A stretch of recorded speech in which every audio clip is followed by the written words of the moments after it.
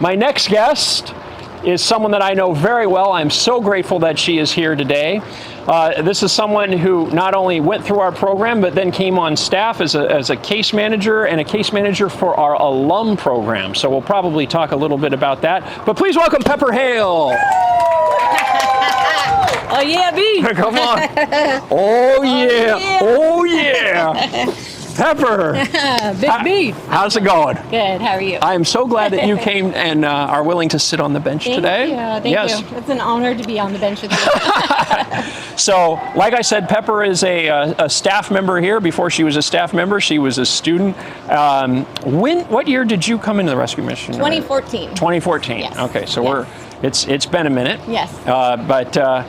So today we're talking to people and they're sharing their story. They're sharing both what led to them coming in, and then what they're doing now and how the Lord worked in their lives. Right. So to the extent that you're willing to share, one of our goals here is people want to hear, well, they want to hear real stories of, because they look at you right now and they go, oh, that's Pepper. She seems very normal. She's a wonderful person. But yet, Pepper's been through the ringer and back. And one thing that we can take from this is that things can happen to you and they can happen to people that you love. And we want people to know that the rescue mission is a resource to people who fall into some sort of crisis. So Pepper, yes, who now on the other side of all this looks wonderful and normal, what happened? Well, so I grew up in a family of alcoholics and addicts. Both my parents were in addiction and lacked responsibility. So growing up in that, I didn't really have the head start that I would have needed to have some type of stable environment to get where I needed to go. So I found myself many times spending the night at other people's houses. When you were a teenager? And when I was a teenager, okay. Yeah. Trying to find some type of normalcy, just to kind of get away from the chaos and then to also be fed because I was hungry most of the time. But, left my parents when I was 16 because I literally was at my third high school by the middle of my sophomore year. And I just knew that I needed something different, that I deserved better than what I was going through. So with that being said, I was the first person in my family to graduate. So I went above and beyond. I had to take the bus to night school and summer school and everything like that to be able to graduate. But I wanted to do that because I wanted to be better than what my parents had shown to me. With that being said, I was in a really bad car accident in 1996 that kind of altered my whole world. So from that, I had to learn how to walk again. I had tubes and things to help me live for over 6 months, and then it took me about a year to recover fully to just even walk, and I didn't have insurance or anything like that. So it wasn't pain medicine that took me down. It was actually, don't know how graphic I could be, but I did start using drugs, which started out with cocaine and then ended up with methamphetamines. But I always swore I would never do anything like that. But once that chemical hit my system, I was helpless. So from that point on, and that was in 1996 to about 2013, I was in and out of jail. It's a long time. Doing a lot of things. 17 years. 17 years, yes. Wow. Doing a lot of things that I never thought that I would do as a human being, And so when I was 9, I learned about a guy that you could pray to, and he's supposed to help you with your problems, and his name was God. So throughout those years, even though I cussed him out a lot, I still, asked for help. So there were many people along the path there that helped me in that manner, but it wasn't until the last time I went to jail that I started reading my Bible, and that's when everything started to change. Really? Was there something that happened in jail that prodded you to open the Bible? So it was, I was pregnant with Mason when I got arrested. So it was my second son, my second pregnancy, but going to jail pregnant really just kind of opened my eyes. I was 38 at the time, and I just thought, something needs to change, and so there it was a Bible that said God will set you free. And of course, I was in jail and I wanted to be set free. So I opened it, I started reading, and started doing little Bible studies with people in jail. And, it just a lot of it spoke to me, and I didn't know it was in there the whole time. Yeah. A lot of the things I was like, wait a minute, this is in there? It's been in there this whole time? Like, this could have helped me a long time ago. But, with God's timing with everything, it was such a beautiful thing that I really cried out to God at that time, and I just said, God, I said, if you put me in a safe place, I promise to do your will. And when I got out of jail, I was able to get into program. And so from that point, right out of jail, right out of jail, and it was because I was pregnant that I was able to get into program. Let's go. Yes, let's go. Yeah. So yeah. Wow. By the way, the Village of Hope is one of the few places in Orange County where not only single women and single women with kids, but actually married families with kids and single men with kids can come and do a program. And it's pretty amazing when someone makes that decision to come in as a single mom, a single dad. But what was your situation? So I actually came in with my husband at the time. So right when I got out of jail, I went to a program called Heritage House in Costa Mesa. And I went in there alone because baby daddy was still using. Running amok. Yep. And I said, I don't know what you're doing, but this is what I'm doing, because when God put me in that program, I was like, okay, God, you heard me. So I promised to do your will. So here I go.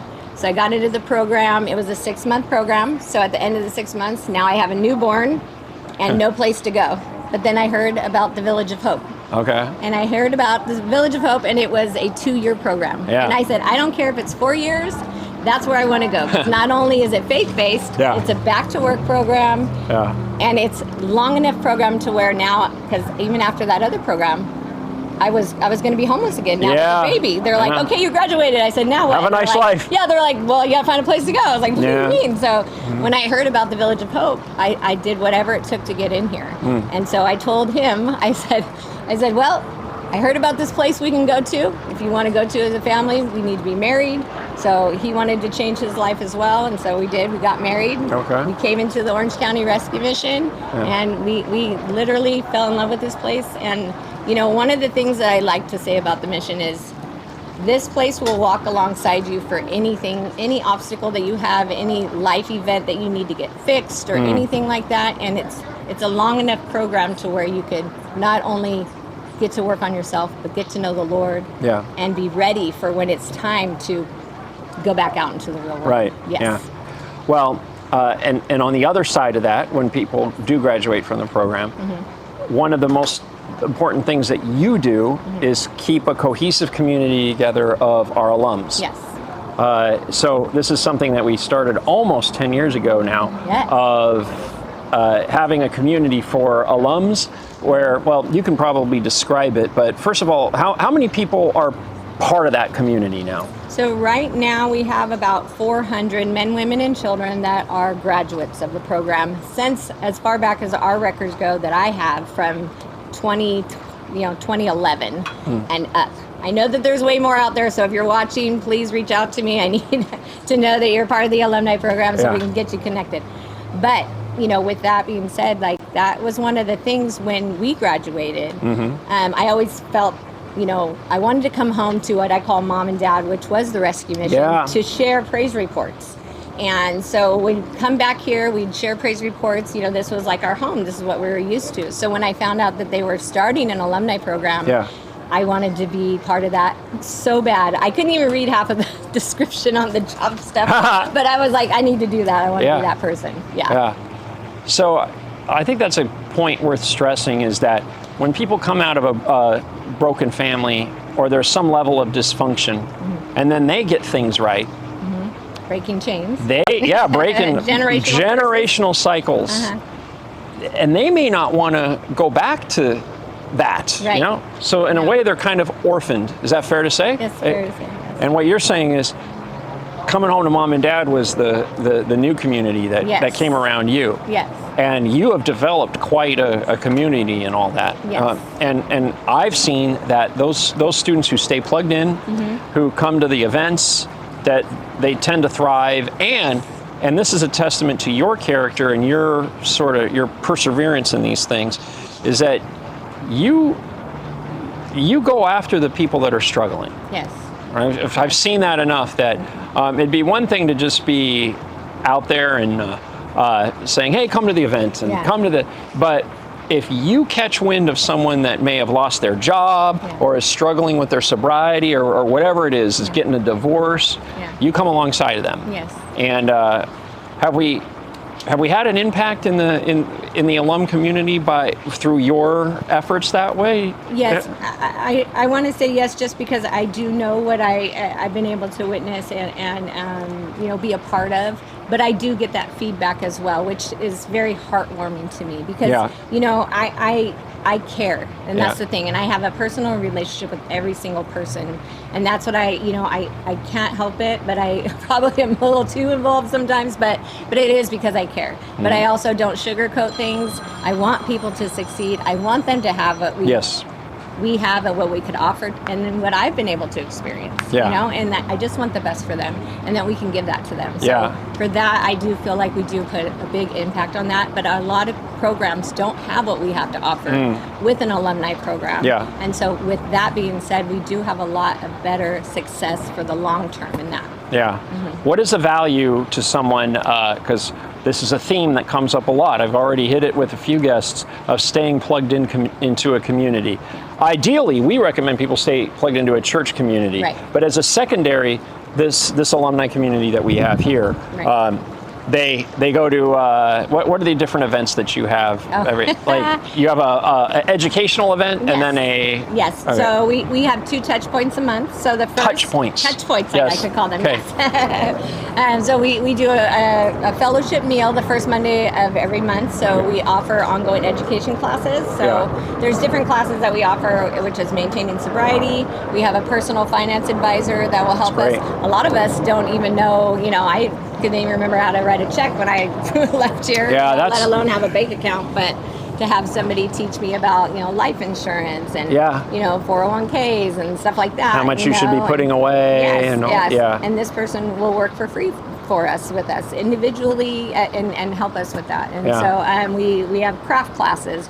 Anything to be engaging. We do game night, and then the second half of the month we do a fun event. So everything's free. All they have to do is show up. I like to make it as fun as possible. So sometimes we'll go to Wild Rivers, we'll go bowling, we'll go to a baseball game, we'll do barbecues at the park. Stuff that sometimes we can't afford really, you know, but as a community. Or things you might do with mom and dad, like you said. Exactly. Coming home to mom and dad. Coming home to mom and dad, exactly. And it's also teaching a lot of the parents that might not know what to do with their kids sometimes, or just having that added community. And it's I mean, the example of the gentleman who comes and does the personal finance, that's one. That's one of many examples of people using their professional skills and background. People using the gifts and talents that God has given them to give back. I mean, if we had to pay everybody that helps our students their market rate for whatever value it is they bring to the table and how they serve, we couldn't operate this place. So that care that a guy like Eugene, Eugene. Comes and some of us may take for granted. You're brought up in a home where someone showed you how to have a personal budget, or someone was willing on your first pay stub to talk to you about how much you should put away or put into the retirement plan or anything like that. But what you're saying is obviously not everybody has that. But to be able to provide those things to our students is quite a blessing, and you get to see it firsthand with the alums. All right, we have a minute left. What do you say to someone who's on the fence about coming in, who's bogged down in some sort of addiction and says, I don't know, there's rules in that program, there's, what do you say? So coming from experience, it's one of those things where you have to know that there is something like this that is real for somebody, that you just have to take that chance and take that opportunity that is given. It's free. All you have to do is show up. But if you really want to change your life, if you really want to be able to put the work in, to have something different for yourself and not to believe what the enemy tells you, which is all lies. And this place is amazing. This place can change your life. It could do what it did for me. Of all people, I'll tell you right now, do not believe the lies. Give it a chance. Come, work it out, change your life, give God a chance. He loves you and he wants to see you do good. All right. Amen. All right. That's where we cut to a video or something. I'm just kidding. But Thank you, Pepper. You're welcome. Thank you for willing to be as vulnerable as you were. Thank you course, for always. sharing your story. Yes. When you do that, people are blessed by that, as you know, but it's good for you to hear that too. Amen. So thank you. Thank you. All right. Thank you. Pepper. All right. All right. Okay.